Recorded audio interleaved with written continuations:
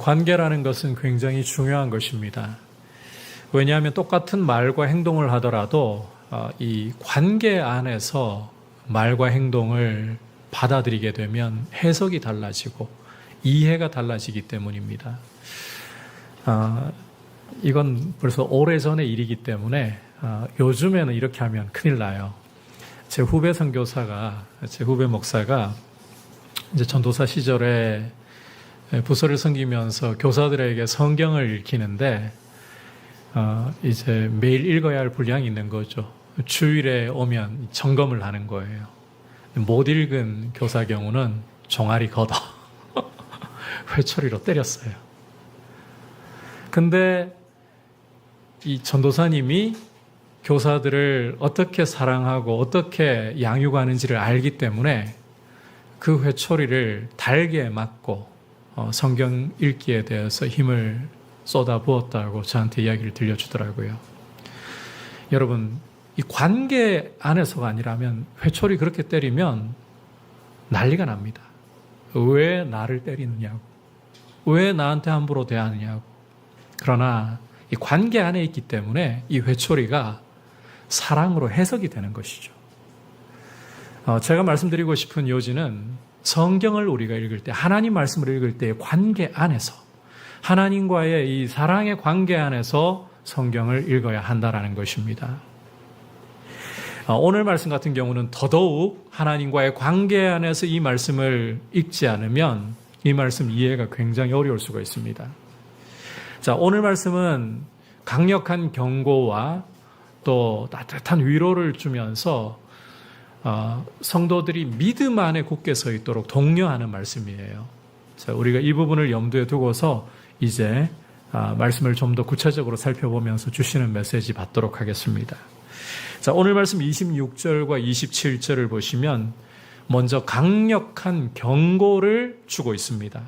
이 26절에서 진리를 아는 지식을 받은 후 짐짓 죄를 범한다, 이렇게 말씀을 하고 있는데, 예수를 믿고 난 후에 고의적으로 죄를 범한다, 이런 이야기예요.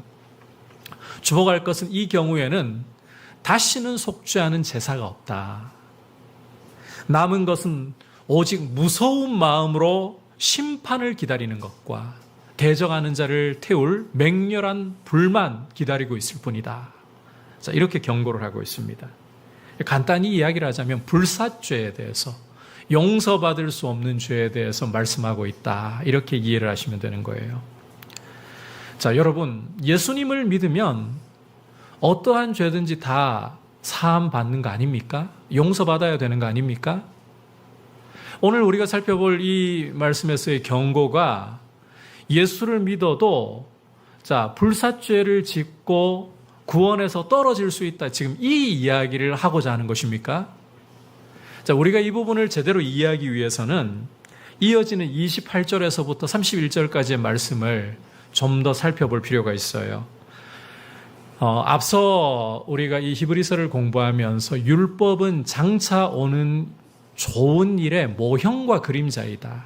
모세의 법이라는 것은 장차 올 좋은 일, 예수 그리스도를 보여주기 위한 하나의 모형이고 그림자일 뿐이다, 모조품일 뿐이다 라고 말씀하는 것을 살펴보았습니다.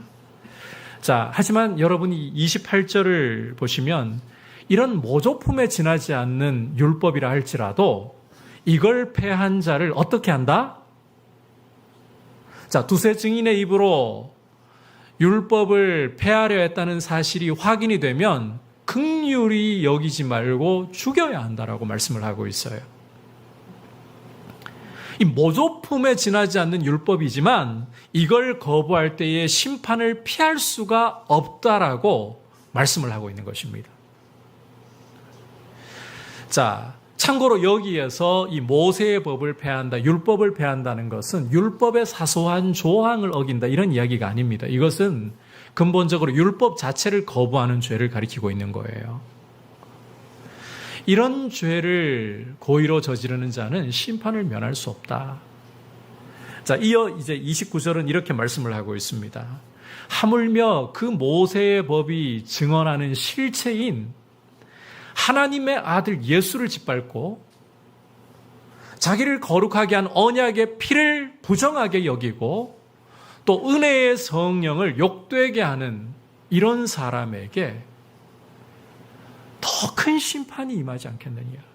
그 받을 형벌이 얼마나 더하겠느냐. 너희가 생각하라.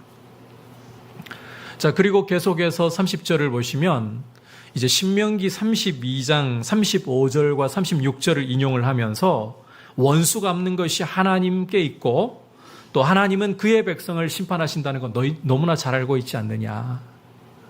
따라서 31절은 결론적으로 살아계신 하나님 손에 빠져드는 것보다 더 두려운 일은 없다. 이렇게 말씀을 정리를 하고 있습니다. 자, 이걸 좀 간단하게 이야기하자면 예수를 믿고 난 후에 고의로 죄를 짓는 것이 얼마나 위험하고 심각한 문제인가. 그 말씀을 하고 있다는 거예요. 자, 우리가 주목할 것은 이제 이 부분을 강조하는 대목에서 예수 믿고 난 후에 고의로 죄를 짓는다는 게 어떤 것인가 좀 더 구체적으로 엿볼 수 있는 부분이 있는데 29절이거든요. 29절을 여러분께서 보시면 하나님의 아들이신 예수를 짓밟고 자기를 거룩하게 한 언약의 피를 부정하게 여기고 은혜의 성령을 욕되게 하는 것이다. 이게 바로 예수 믿고 난 후에 고의로 죄를 짓는다. 거기에 해당하는 죄라는 거예요. 그런데 여러분, 이 목록을 여러분이 주의 깊게 잘 보시면 이건 그리스도인들이 일반적으로 지을 수 있는 죄의 목록이 아닙니다. 아니에요. 그보다는 이 당시에 히브리서의 독자들이, 히브리서를 받아보는 독자들이 처해 있는 상황과 관련된 죄라는 거예요. 좀 더 구체적으로 말씀드리자면 박해를 받으면서 지금 이 히브리서를 받아보고 있는 독자들은 예수 그리스도를 버리고 유대교로 돌아가려고 하는 배교의 위험에 처해 있었습니다. 바로 그와 같은 배교의 죄를 지금 공개적으로 예수님을 버리는 죄를 이야기하고 있다라는 거예요. 자, 여러분, 예수 믿고 난 후에 고의로 죄를 짓는다. 이건 일반 그리스도인들이 지을 수 있는 죄를 말하는 게 아니라 예수를 버리고 공개적으로 배교하는 걸 말한다. 이해하셨죠? 그래서 일반 그리스도인들은 이런 죄를 지을 수가 없다라고 해도 과언이 아닐 정도입니다. 자, 그런데 이제 궁금한 점이 계속 남아 있어요. 예수 그리스도를 믿는 성도가 그럼에도 불구하고 불사죄를 짓고 용서받을 수 없는 죄를 짓고 정말 구원에서 떨어질 수 있느냐? 이게 의문이라는 거예요. 이 문제가 좀 해결이 되어야 오늘 말씀을 읽어도 우리가 불안하게 읽지 않고 제대로 좀 이해를 할 수 있을 것 같아요. 자, 여러분들에게 결론적으로 좀 말씀을 드리자면 오늘 우리가 보고 있는 이 경고의 말씀은 참된 그리스도인들이 죄 짓고 구원에서 떨어질 수도 있을까봐 두려워하라고, 염려하라고 주시는 말씀이 아니라는 것입니다. 절대 그런 의도가 아니에요.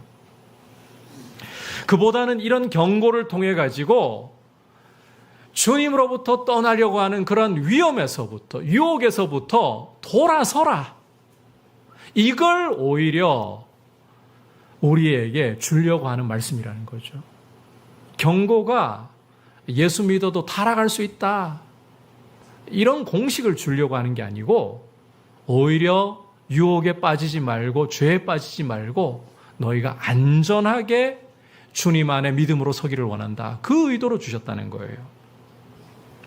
여러분, 하나님께서는 사람에게 좌절과 절망을 주려고 하시는 분이 결코 아닙니다. 만약 하나님이 우리에게 좌절하고 절망하게 만들려고 하고 넘어지면 아예 밟아서 일어나지 못하게 만드시려고 했다면 에덴 동산에서 아담과 하와가 죄를 지었을 때 바로 그렇게 하셨어야죠.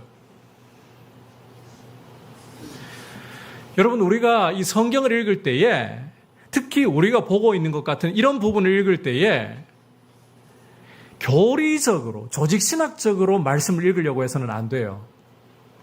이 교리를 좋아하시거나 조직신학을 굉장히 중요하게 여기시는 분들에게는 좀 불편하게 들릴지 모르겠는데, 여러분, 성경에서부터 교리나 조직신학이 나온 것이지 이 교리나 조직신학이 성경을 지배해서는 절대 안 된다는 거예요.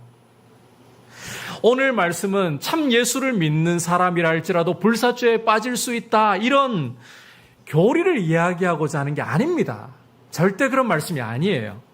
오히려 흔들리고 배교의 위험에 처해 있는 이들이 배교라는 죄에 빠지지 않도록 보호하기 위해서 경고를 주고 있는 거예요. 믿는 사람도 타락하고 버림받을 수 있다, 이 이야기를 하려고 하는 게 아니라는 말이에요. 오히려 타락하지 않도록 보호해주기 위해서 이 경고를 주고 있다. 여러분, 이해하셨죠? 이 부분이 이해가 돼야 돼요. 우리는 간혹 하나님을 죄 짓고 넘어지면 심판, 지옥, 이런 연산이나 하는 기계장치처럼 매도해버릴 때가 있어요. 우리도 모르는 사이에. 여러분, 하나님 그런 분이 아닙니다. 하나님은 너무나도 인격적인 분이에요. 우리를 너무나도 사랑하셔서 우리를 죄에서 구원하시려고 자기의 독생자도 아끼지 않고 십자가에 내어주신 분입니다. 예수 그리스도는 우리의 모든 죄와 허물을 그 몸으로 짊어지시고 십자가에 달려서 우리가 받아야 할 저주와 심판을 받으시면서 우리에게 생명을 주신 분이에요. 그래서 성경에서 죄를 짓고 넘어질 때에 아주 엄중한 경고를 주고, 특히 구약을 여러분께서 읽어보시면 멸망에 대한 선고를 주실 때에 그게 하나님께서 당신의 백성을 너희는 가망 없다, 내가 버린다, 이런 이야기를 하고자 하시는 게 아닙니다. 나는 너희가 돌이키기를 원하고 죄로부터 빠져나오기를 원한다, 그 말씀을 하고 계시는 거예요. 여러분, 예레미야 선지자를 통해서 멸망이 확정된 예루살렘에 대해 어떠한 말씀을 주시는가, 우리가 귀를 좀 기울여 보도록 하겠습니다. 예레미야 29장 11절 말씀 함께 읽어보겠습니다. 시작. 여호와의 말씀이니라. 너희를 향한 나의 생각을 내가 아나니 평안이요 재앙이 아니니라. 너희에게 미래와 희망을 주는 것이니라. 자, 지금 이 말씀의 배경을 보면요, 이미 예루살렘은 멸망이 확정된 상태예요. 하나님께서 예레미야 선지자에게, 여러분께서 예레미야 5장을 읽어보시면 너희가 이 예루살렘 거리를 다니면서 내 말대로 행하는, 하나님 말씀을 준행하는 의인 한 사람만 찾아내더라도 내가 이 성을 사하겠다. 그런데 여러분, 예레미야 선지자가 보니까 한 사람조차도 없어요. 그래서 하나님께서 이 죄로 인하여 이 예루살렘을 멸망시키시겠다라고 경고를 주신 상황입니다. 예루살렘은 필망한다는 거예요.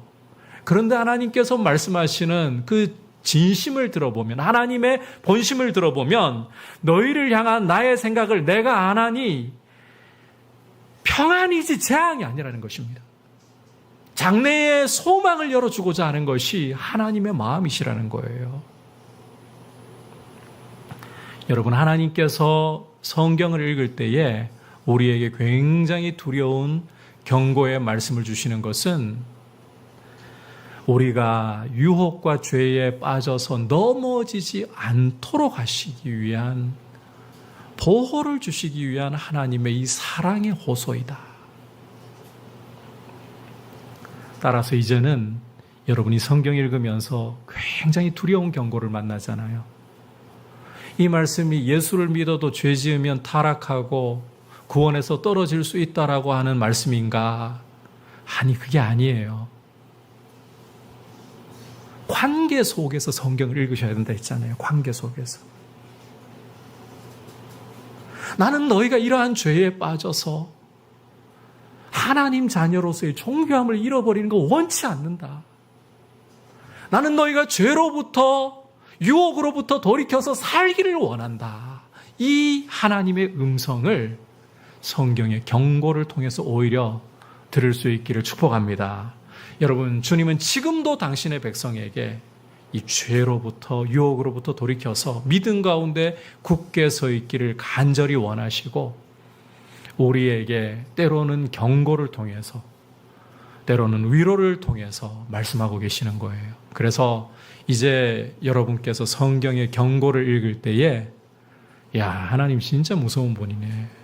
예수 믿는 사람도 죄 지으면 타락하고 구원에서 떨어질 수 있다라고 말씀하시네. 그게 아니라는 것 꼭 기억하셔야 돼요. 관계 안에서 죄를 짓지 말라고 유혹으로부터 돌아서라고 권고하시는 주님의 음성으로 경고를 오히려 받아들일 수 있기를 축복합니다. 이제 계속해서 우리가 함께 살펴볼 부분은 이 위로와 격려에 대한 말씀이에요. 함께 32절부터 35절까지 한 목소리로 읽어보겠습니다. 시작. 전날에 너희가 빛을 받은 후에 고난의 큰 싸움을 견디어낸 것을 생각하라. 혹은 비방과 환난으로서 사람에게 구경거리가 되고 혹은 이런 형편에 있는 자들과 사귀는 자가 되었으니 너희가 갇힌 자를 동정하고 너희 소유를 빼앗기는 것도 기쁘게 당한 것은 더 낫고 영구한 소유가 있는 줄 알미라. 그러므로 너희 담대함을 버리지 말라. 이것이 큰 상을 얻게 하느니라. 자, 함께 읽은 말씀 32절에서 전날에 너희가 빛을 받은 후에 이 표현은 너희가 예수님을 믿은 후에 이 말씀 역시 너희가 예수님을 믿은 후에 이 표현입니다. 자, 히브리서 기자는 자기의 독자들에게 너희가 예수님 믿고 난 후에 고난의 큰 싸움을, 고난의 힘든 싸움을 견뎌낸 것을 생각해라, 기억해라 이렇게 도전을 하고 있어요. 여기에서 이 고난의 큰 싸움이라는 것, 힘든 싸움이라는 것은 예수님 믿는 것 때문에 견뎌야 했던 박해를 가리키고 있습니다. 이어지는 33절과 34절에서 우리가 볼 수 있듯이 비방과 환난을 당하고 구경거리가 되고 그런 박해를 당하는 사람들의 친구가 되고 옥에 갇힌 사람들과 함께 고통을 나누고 재산을 빼앗기는 것, 이런 종류의 예수 믿는 것 때문에 당하는 박해를 가리키고 있어요. 히브리서 기자는 자신의 독자들에게 너희가 예수님을 믿는다는 사실 때문에 그 많은 박해 당했던 것, 그걸 견뎌냈던 것 기억을 해야 된다. 왜 그걸 견뎠느냐? 히브리서 기자는 그 동기가 더 낫고 영구한 소유가 있는 줄을 너희가 알기 때문 아니었느냐? 소망에 대해서 이야기를 해줘요. 너희가 가지고 있는 소망이 너희로 하여금 모진 박해를 견뎌낼 수 있게 했던 동기가 아니냐? 이걸 너희가 기억해라. 여러분, 요즘 우리나라는 평균 수명이 많이 늘어났고 100세 시대를 살고 있습니다. 그러다 보니까 운동에 대한 관심이 부쩍 늘어났어요. 건강을 위해서 운동을 하려고 하는 사람들이 굉장히 많아졌습니다. 제가 아내랑 그 밤에 저녁을 먹고 요즘에는 거의 밤 시간이 되는데요. 저녁 먹고 나면 이 동네를 한 바퀴 돌잖아요. 강변에 사람들이 굉장히 많이 걸어요. 그런데 이 운동이라는 게 처음 시작할 때는 굉장히 힘들어요. 쉽지 않은 것은 고사하고 너무 힘들어요.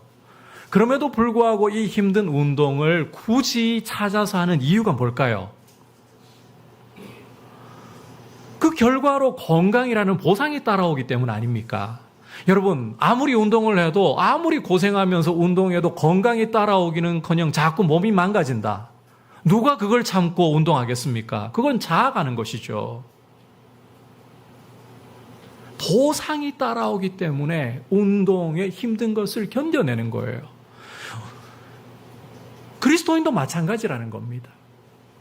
왜 이 당시에 히브리서를 받아보는 그리스도인들이 세상으로부터 오는 조롱과 모욕을 참고 심지어 구경거리가 되는 이런 일을 참고 감옥에 갇힌 자들을 동정하고 자신의 재산까지 몰수당하는 일을 견뎌낼 수가 있느냐? 그 뒤에는 소망이 기다리고 있기 때문이라는 거예요. 큰 상급이 기다리고 있기 때문이라는 거예요. 영구한 소유가 오는 것 때문에. 그게 무엇이냐? 지난 시간에도 제가 말씀드렸습니다만 몸의 부활과 영원한 하나님의 나라라는 상급이 따라오기 때문입니다. 여러분, 예수 그리스도를 믿고 그리스도와 함께 믿음의 길을 걸어갈 때에 그 끝에는 몸의 부활이 있습니다. 영원한 하나님의 나라가 우리의 기업이 되는 복이 있습니다. 이 소망이 있기 때문에, 이 큰 사항이 있기 때문에 견딜 수 있었던 거예요. 따라서 35절을 보시면 너희 담대함을 버리지 말라 이렇게 도전을 하고 있는데, 이 소망을 붙들고서 끝까지 인내로 잘 견뎌내라 이 말씀을 하고 있는 겁니다. 바꿔 말하면 배교의 유혹을 잘 견뎌내어서 끝까지 주 예수를 믿으라. 여러분, 우리 성도가 담대하게 앞으로 나아가는 것은 우리에게 찾아올 수 있는 여러 가지 어려움에도 불구하고 믿음에서 물러나지 않을 수 있는 것은 이 극기훈련 아닙니다. 우리는 비록 지금은 눈에 보이지 않아도 소망을 가지고 있어요. 큰 상급을 기다리고 있는 거예요.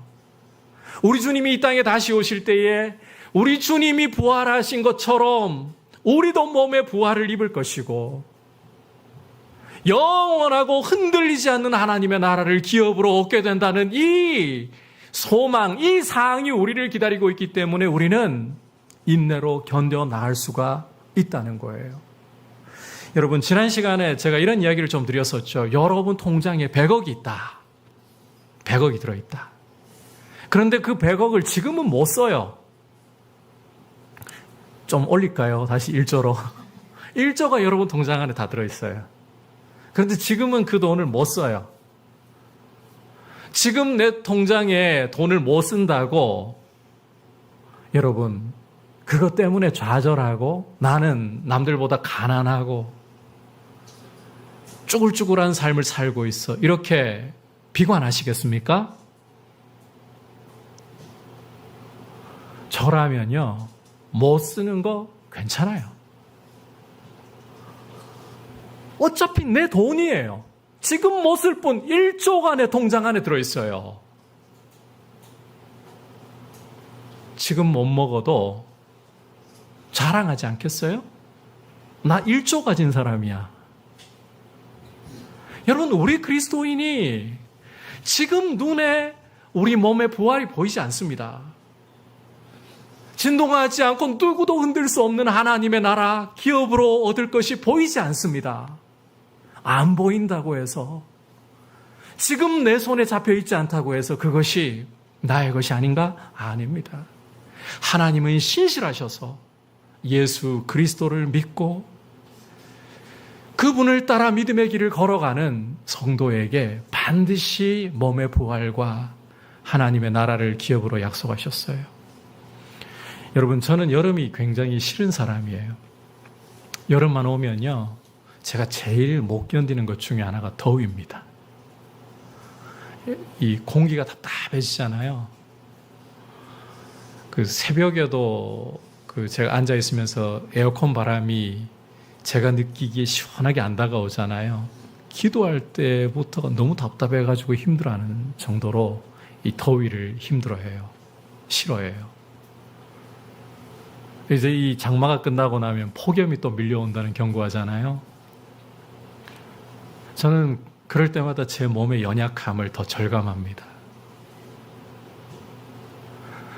이 연약한 몸이 여러분 머지않아 우리 주님의 부활하신 몸처럼 변화될 거예요. 아마도 또 이 자리에 육신의 연약함 때문에 질고로 인해서 마음이 많이 어렵고 힘이 드시는 분 계실 겁니다. 맞습니다. 몸에 병이 찾아오고 내 인생을 흔드는 건강의 위협이 올 때에 두렵고 염려가 되고 많이 낙심이 됩니다. 그러나 우리 그리스도인은 그게 끝이 아닙니다. 지금은 이 연약함으로 인해 고통 중에 있을지라도 우리 주님이 오실 때에 우리의 이 낮은 몸은 변하여 우리 주님처럼 변화될 거예요.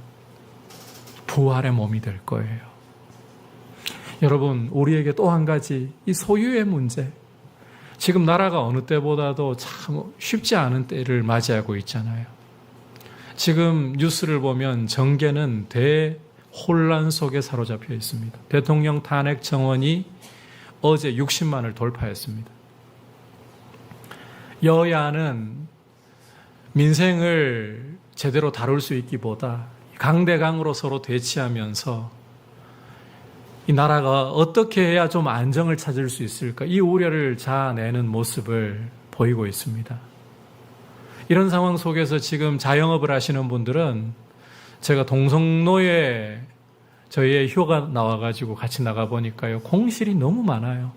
대구를 대표하던 중심가인 동성로에 폐업을 하고 임대라고 붙어있는 공실들이 너무 많아요. 그 정도로 어려워요. 여러분, 이런 상황 속에서 우리는 어떻게 먹고 살아야 할지 염려가 찾아옵니다. 그게 나의 문제가 되었을 때는 더 심각한 위협으로 다가옵니다. 그런데 여러분, 이게 우리의 끝이 아닙니다. 우리에게는 영원한 하나님의 나라, 진동하지 않고 누구도 흔들 수 없는 하나님의 나라가 기업으로 보장이 되어 있습니다. 지금 눈에 안 보이는 것뿐이에요. 지금 내 손에 잡혀 있지 않는 것뿐이에요. 그러나 예수 그리스도의 그 십자가 보혈로 말미암아 성소의 휘장이 찢어졌고 하나님 아버지 앞으로 나아갈 수 있는 새로운 상길이 우리에게 열렸고, 이제 우리는 그 예수 그리스도 안에서 그리스도의 피의 보증으로 인해서 우리 몸의 부활과 영원한 하나님의 나라를 기업으로 얻을 것을 이제는 확실하게 우리는 아예 하나님이 도장을 찍어주셨어요. 그 증거가 우리 안에 계신 성령님이에요. 그러므로 여러분, 이 소망을 가지고서 이 큰 상을 우리가 바라보면서, 앞서 그 이야기 드린 게 여러분 좀 실감하라고 하는 거예요. 100억 원이 내 통장 안에 있다면, 1조가 내 통장에 있다면, 여러분 지금 못 쓴다고 우리 전혀 주눅 들지 않아요. 당당해져요. 오히려 굉장히 자신감이 넘치게 될 거예요. 지금 못 쓸 뿐이야. 우리가 그런 사람들이에요. 썩어질 것들과 비교할 수 없는, 여러분 아무리 건강한 사람이라 할지라도 역사의 일에 누가 영원히 살 수 있습니까? 불로초를 구해서 영생을 누려보고자 했던 진시황 어떻게 되었습니까?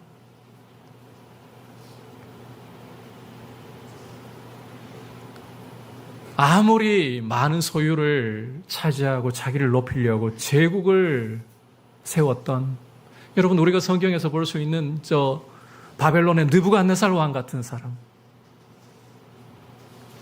천하를 통일해 보겠다고 야심 있게 몸부림쳤던 알렉산더 대제, 이런 사람들 다 어떻게 되었습니까?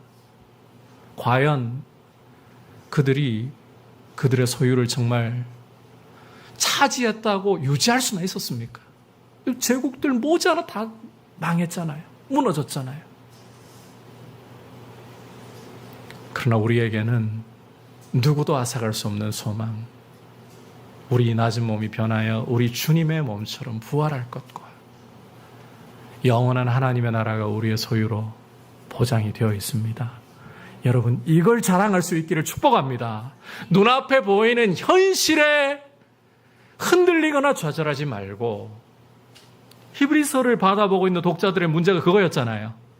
눈앞에 보이는 박해 때문에 여러분이 오늘 이 29절에 있는 거 33절과 34절에서 보았던 그런 박해의 목록 때문에 두려워하면서 눈앞에 보이는 몸의 안위와 재산을 빼앗기는 이런 걱정 때문에 그리스도에게로부터 돌아서려고 했던 이런 위협을 가지고 있던 이들이 그 당시 그리스도인들이었잖아요. 이들에게 여러분, 히브리서 기자가 이들의 마음을 붙들어 주게 하는 것이 무엇이냐? 바로 몸의 부활과 하나님 나라예요. 우리도 똑같은 거예요. 시대만 바뀌었을 뿐, 눈앞에 보이는 현실의 벽 앞에서 좌절하지 않기 위해서 세상의 가치관에 굴복해서 세상이 부러워하는 것들을 부러워하지 않기 위해서, 우리의 믿음이 이 유혹에 의해서 흔들리지 않기 위해서는 여러분, 우리 눈이 열려서 몸의 부활과 이 하나님의 나라를 기업으로 얻는다는 이것이 얼마나 복된 것이고, 또 그리고 이것이 얼마나 확실한 것인가를 여러분이 굳게 붙잡아야 되는 거예요. 이 은혜 주시기를 축복합니다. 그래서 이제 오늘 말씀에서 어떤 것보다도 중요하게 강조하는 게 있습니다. 바로 인내라는 부분입니다. 함께 36절부터 39절까지 말씀 한 목소리로 보겠습니다. 시작. 너희에게 인내가 필요함은 너희가 하나님의 뜻을 행한 후에 약속하신 것을 받기 위함이라. 잠시 잠깐 후면 오실 이가 오시리니 지체하지 아니하시리라.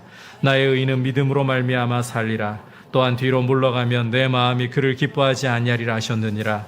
우리는 뒤로 물러가 멸망할 자가 아니요 오직 영혼을 구원함에 이르는 믿음을 가진 자니라.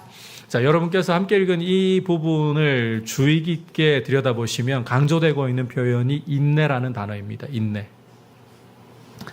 인내라는 것은 하나님의 약속을, 지금은 눈에 보이지 않지만 장차올 하나님의 큰 상, 그 약속을 받게 하는, 누리게 하는 어떤 것과도 비교할 수 없는 통로입니다. 소중한 것입니다. 그리고 히브리서 기자가 우리가 함께 읽은 부분을 보시면 하박국 2장 4절을 인용하면서 오직 나의 의인은 믿음으로 말미암아 살리라, 이렇게 말씀을 하고 있잖아요. 인내를 이야기하면서 의인은 믿음으로 말미암아 살리라. 그러니까 여러분, 이 인내라는 것은 믿음과 같이 결부되어 있는 중요한 성품이라는 거예요. 여러분, 눈에 보이지 않는 믿음이 눈에 보이도록 나타나는 게 뭘까요? 바로 인내입니다. 그래서 여러분께서 오직 나의 의인은 믿음으로 말미암아 살리라, 이걸 이렇게 이해를 하고 해석하면 되는 거예요. 오직 나의 의인은, 따라합시다, 인내로 살리라. 의인은 인내로 산다는 거예요. 여러분, 믿음이 있다고 하는데 인내가 나오지를 않아요. 하나님의 약속을 붙들고 말씀을 붙들고 견디는 인내가 나오지를 않아요. 그러면 그 믿음이라는 것은 입술에 발린 믿음일 뿐인 거예요. 껍데기일 뿐인 거예요. 참된 믿음이라는 것은 하나님의 약속을 붙드는 인내를 통해서 자기를 드러내고 증명을 하는 것입니다. 그래서 이 인내라는 것은 너무나도 중요한 거예요. 성도에게 나타나야 할 중요한 모습이 바로 말씀을 붙잡고 인내하고 견뎌나가는 것입니다. 거듭 강조하지만 내가 믿음이 있다, 내 믿음이 잘 자라고 있다, 그런데 하나님의 약속 붙들고 견디는 게 없잖아요. 잘 자라고 있는 게 아닙니다. 바람이 불고 거센 폭우가 쏟아지잖아요. 모래 위에 집을 지은 것이나 다를 바가 없는 거예요. 오직 의인은 인내로 살리라. 하나님의 약속을 붙드는 인내로 살리라. 그리고 이 인내야말로 하나님의 약속을 누리게 하는, 우리의 장차올 몸의 부활과 영광의 하나님의 나라를 누리게 하는 중요한 통로이다. 그래서 저는 여러분들에게, 여러분의 담임 목사로서 정말 간곡히 부탁드리고 싶습니다. 하나님의 약속 붙들고 말씀 붙들고 인내하는 성도님들이 되셨으면 좋겠어요. 여러분, 우리 한국교회에게 정말 중요하게 가르쳐야 할 가치라고 생각합니다. 우리 한국교회가 여기까지 지금 추락을 거듭한 이유가 뭔가 하면 말씀 붙들고 약속 붙들고 인내하는 것을 가르치기보다 예수 믿으면 복 받는다 했는데 복을 안 받는 게 아니에요. 그런데 그 복이 뭐냐는 겁니다. 여러분, 복 받는 증거가 뭔가 하면 하나님의 약속 붙들고 인내하는 거예요. 세상은 예수 잘 믿으면, 예수 믿고 암도 떠나가야 되고, 무너져가던 사업조차도 벌떡벌떡 일어나야 되고, 돈이 필요하면 나한테 필요한 돈이 그냥 쑥쑥 들어와야 되고, 이런 기목주의로, 번영주의로 가르쳐 나가지고 지금 우리 한국교회가 무너지고 있어요. 인내를 가르치지를 않았어요. 그런데 믿음은 하나님의 약속 붙들고 인내하는 거예요, 여러분. 우리 주님 이 땅에 오셔가지고 하신 일이 아버지의 약속 붙들고 죽기까지 복종하시고 인내하신 거예요. 죄인들이 거역한 것을 참으신 거예요. 인내가 정말 중요한 겁니다. 그런데 이 인내 여러분들에게 혹시라도 제가 높아지면서 말씀드리는데 그냥 어금니 꽉 깨물고 버티는 거 아닙니다. 여러분의 의지로, 여러분의 실력으로 버티는 게 아닙니다. 하나님의 말씀을 붙들고 견디는 거. 하나님의 약속을 붙들고, 여러분 믿음이라는 게 이제 다음 장 히브리서 11장 가면 나올 거예요. 믿음은 바라는 것들의 실상이요 보이지 않는 것들의 증거니 하나님의 약속은 아직 내 손에 잡히지 않았어요. 결과가 아직 내 손에 잡히지 않았어요. 결과가 아직 내 눈에 나타나지 않았어요. 그래도 하나님의 약속보다 말씀보다 확실한 것이 없기 때문에 그걸 붙들고 인내로 걸어가는 거, 이게 믿음인 거예요. 우리 한국교회가 너무 여행을 바라고 있어요. 우리 대한민국 사회 너무 여행을 바라고 있어요. 로또에 당첨되는 게 너무나도 좋잖아요. 가상화폐가 소위 떡상해가지고 수고한 거 없이도 내 손에 잡히기를 원하고 있잖아요. 주식 투자해서 내가 노력하고 땀 흘리지 않아도 내가 사놓은 주식이 가치가 급등해가지고 큰 돈 버는 걸 원하고 있잖아요. 이게 안 믿는 사람들만이 아니라 우리 그리스도인들도 그렇게 되기를 원하잖아요. 신앙생활을 그렇게 해요. 일반적인 영역뿐만 아니라 신앙생활에 들어와서도 요행을 바라고 있어요. 주님의 말씀을 붙들고 인내하며 걸어가는 훈련 없이 우리는 믿음이 자라기를 바라고 있어요.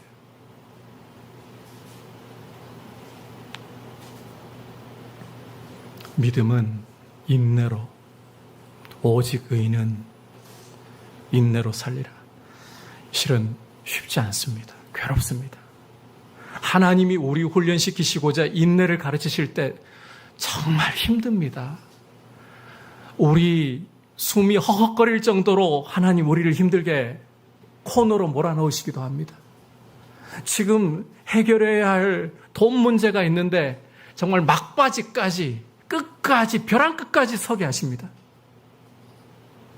지금 내가 어떤 법적인 문제로 소송이 걸려 있는데 억울한 일을 당했는데 하나님 그냥 안 풀어주십니다. 주변 사람들에게 욕을 먹을 대로 다 먹고 오해받을 대로 다 받고 끝까지 가게 하십니다. 여러분, 그런데 우리는 그런 속에서 인내를 배워요. 하나님이 우리 괴롭히려고 그러시는 게 아니에요. 앞서 말씀드렸잖아요. 경고의 말씀 주는 게 정말 너희 죄 지으면 끝이야 이런 말씀하는 게 아니라고. 인내야말로 우리에게 너무나도 중요하고 신앙생활에서요. 여러분 하나님 말씀 붙들고 견뎌내는 거 이것보다 중요한 게 없어요. 실은 이게 한국교회에서 정말 나타나야 할 믿음의 열매여야 돼요. 똑같이 세대의 가치관을 따라서 우리는 요행을 바랍니다. 여러분, 예수 믿어서 그냥 다 모든 게 승승장구하고 잘 되고 그래서 잘 믿을 것 같으면 우상 종교하고 뭐가 다른가요? 갓바 위에 빌로 올라가서 구하고 있는 사람과 우리가 뭐가 다른가요?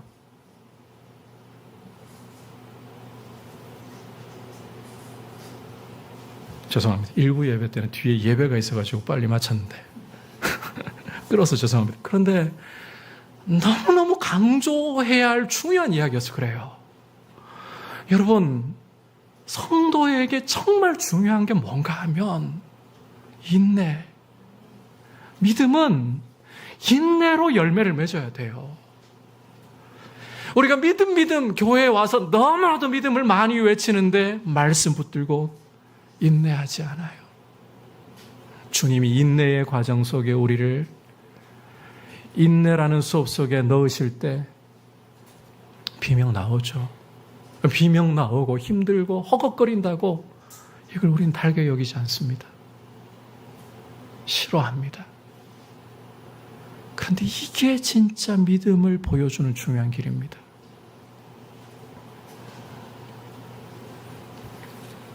우리에게 있는 가장 지금은 히브리서를 받아보는 독자들처럼 그렇게 박해가 심하진 않아요. 없진 않지만 심하지 않아요. 지금 우리에게 가장 큰 박해는 가치관의 싸움으로 오고 있어요. 여러분, 이 세대를 본받지 않고 오직 마음을 새롭게 함으로 변화를 받아서 하나님의 선하시고 온전하시고 기뻐하시는 뜻이 무엇인가? 여러분이 유행 따라서 살면 안 된다. 이런 걸 못 받는 게 아닙니다. 그리고 예수 믿으면 옷도 늘 구식으로 입어야 되고 유행 따라가면 안 되고 헤어스타일도 바뀌면 안 되고 그런 게 아닙니다.